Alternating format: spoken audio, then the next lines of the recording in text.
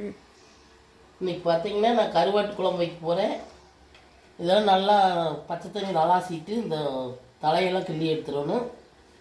அதுக்கப்புறம் கொஞ்சம் வெது வெதுப்பான தண்ணி ஊற்றி கழுவிட்டு அப்புறம் எப்படி செய்யணும்னு காமிக்கிறேன். அப்புறம் கொஞ்சம் புளி எடுத்துக்கணும், அதை ஊற வச்சுக்கலாம்.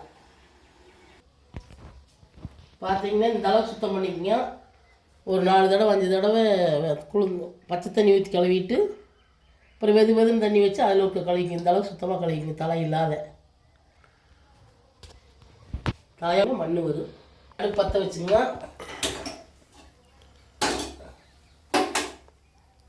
பார்த்தீங்கன்னா 4 பேர் செய்யணும். ஒரு காப்படிக்கு மேலே வெங்காயம் வச்சுக்கணும். சின்ன வெங்காயம் அதை போட்டுக்கலாம். கொஞ்சமாக எண்ணெய் ஊற்றிக்கங்க.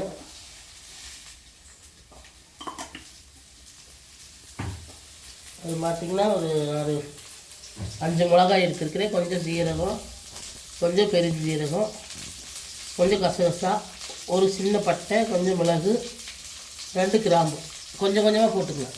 கறி குழம்பு சேர்த்தோம்னா நல்லா சேர்த்துக்கணும், ருசி வராது. மணத்துக்காக கொஞ்சமாக சேர்த்துக்கலாம். தண்ணி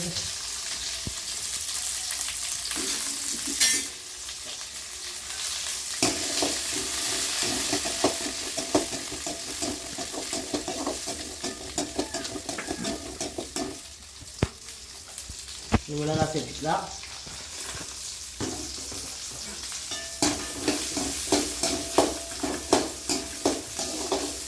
அதோட 2 ஸ்பூன் மல்லித்தூள் சேர்த்தணும். அது கடைசியாக சேர்த்துக்கலாம்.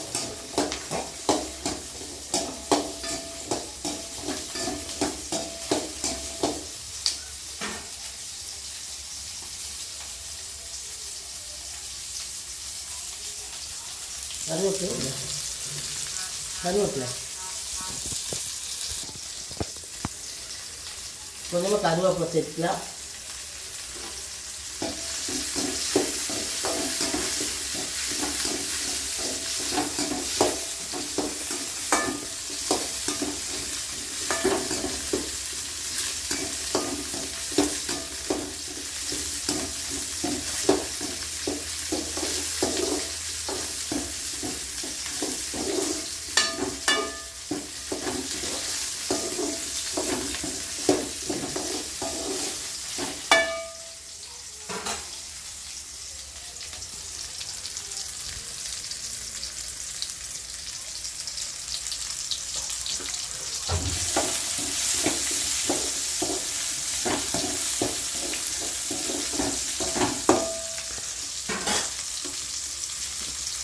பார்த்தீங்கன்னா இதெல்லாம் அப்படியே சேர்த்துக்கலாம்.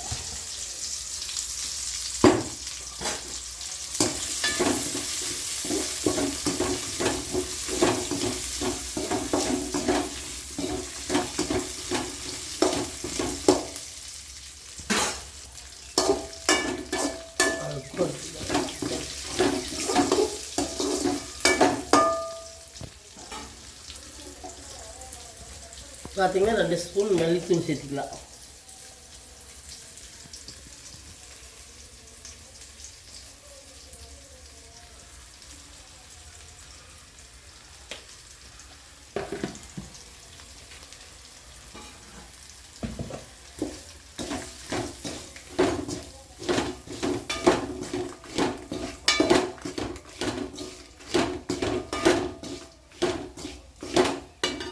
அவ்வளோதான், ஆஃப் பண்ணிடலாம்.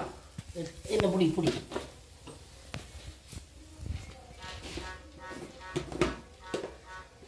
ஒரு 10 கடலை பொரிகடலை சேர்த்துக்கலாம்.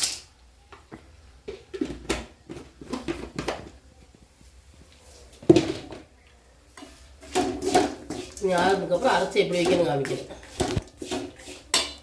அடுப்பு பற்ற வச்சுக்கோங்க.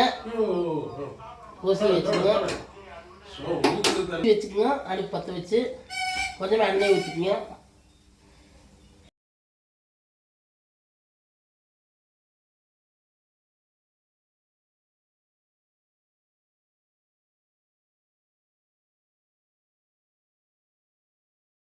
போட்டுக்கணும்.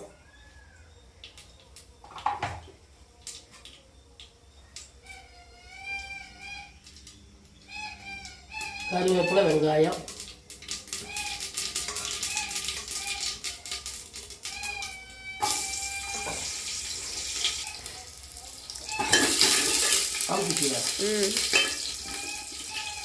அப்புறம் கருவாட்டு போட்டுக்கணும். அதான் உண்டுதல்.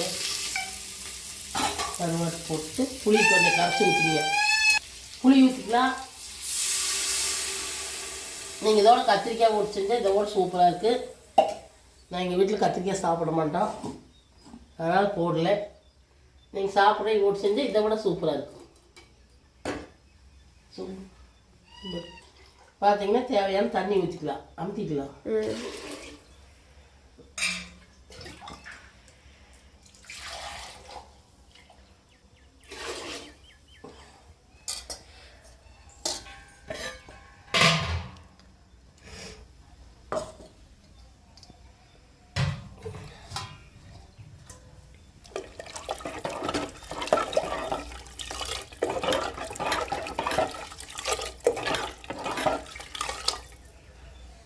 பார்த்தீங்கன்னா கொஞ்சம் மஞ்சத்தூள் போட்டுக்கலாம்.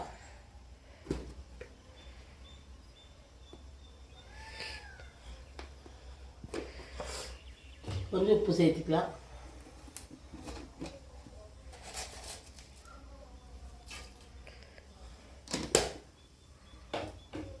நீ நல்லா கொதிச்சதுன்னா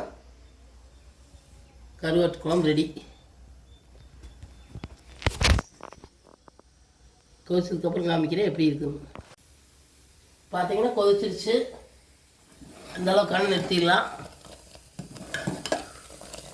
பார்த்தீங்கன்னா சுவையான கருவாட்டு குழம்பு ரெடி. நீங்கள் உங்கள் வீட்டில் செஞ்சு பாருங்க. இந்த வீடியோ பிடிச்சா எனக்கு சப்ஸ்கிரைப் பண்ணி விடுங்க.